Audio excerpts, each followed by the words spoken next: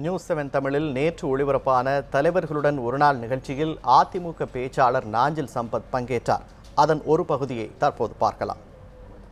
காலிலேருந்து உங்களுடைய பிரச்சாரம் தொடர்ந்து பல்வேறு பகுதிகளிலையும் 6 தொகுதிகளிலும் பல்வேறு இடங்களிலும் இருந்தது. இவ்வளோ பேசக்கூடிய நீங்கள் ஏன் தேர்தல் களத்தில் போட்டியிடலை? தேர்தல் களங்களுக்கு ஒவ்வொரு களங்களுக்கும் நீங்கள் மையமாக இருக்கீங்க, நீங்கள் ஏன் தேர்தலில் போட்டியிடலை? என்னுடைய பாத்திரம் இதுதான். நான் ஒரு சட்டமன்ற உறுப்பினராகி ஒரு சிமிழுக்குள் என்னால் அடங்கி இருக்க முடியாது.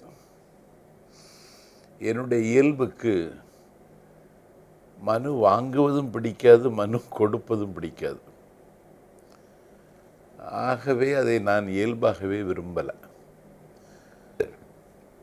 என்னுடைய பன்முகத்தன்மை அதனால் பாழ்பட்டு போயிடும். எம்எல்ஏ என்கிற அந்த பதவி, எம்பி என்கிற பதவியை விட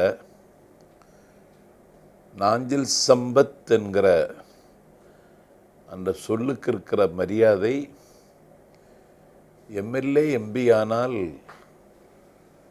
அதற்கு ஆபத்து வந்து விடுமோ என்று நான் அஞ்சுகிறேன். இப்போ பாட்டாளி உங்களை சரியா முதல்வர் வேட்பாளர் அறிவிக்கப்பட்டிருக்க அன்புமணி ராமதாஸ் ஒரு கூட்டத்தில் பேசும் பொழுது தமிழக முதலமைச்சர் கலந்துகிற கூட்டங்களில் 2 பேர் 3 பேர் இறந்து போயிடுறாங்க. அங்கங்கே இவங்க வழக்கமாகவே வீடியோ கான்ஃபரன்ஸ் மூலமாக தான் அரசாங்கத்தை நடத்துனாங்க. இந்த தேர்தல் பிரச்சாரத்தை அது மூலம் பண்ணியிருக்கலாமேங்கிற ஒரு குற்றச்சாட்டை அவர் முன் வச்சிருக்காரு. ஒரு சித்ரா பௌர்ணமி அன்றைக்கு மாமல்லபுரத்தில் இருக்கிற புகழ்பெற்ற வைணவ திருத்தலத்தின் உச்சியில்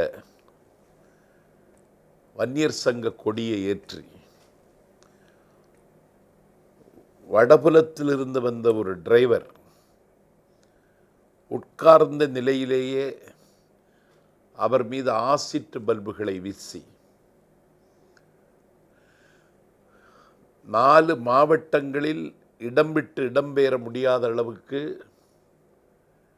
மக்களினுடைய ஸ்திரத்தன்மையை, மாமூல் வாழ்க்கையை பாதிக்க செய்த இந்த மரம் வெட்டி தம்பிரான்கள் இதோபதேசம் செய்வதை நிறுத்திக் கொள்வது நல்லது. அம்மாவினுடைய பொதுக்கூட்டம் கேட்கப்போன இடத்தில் அந்த வெயிலில் வெந்து மடிவதற்கு நான் கூட தயாராக இருக்கிறேன்.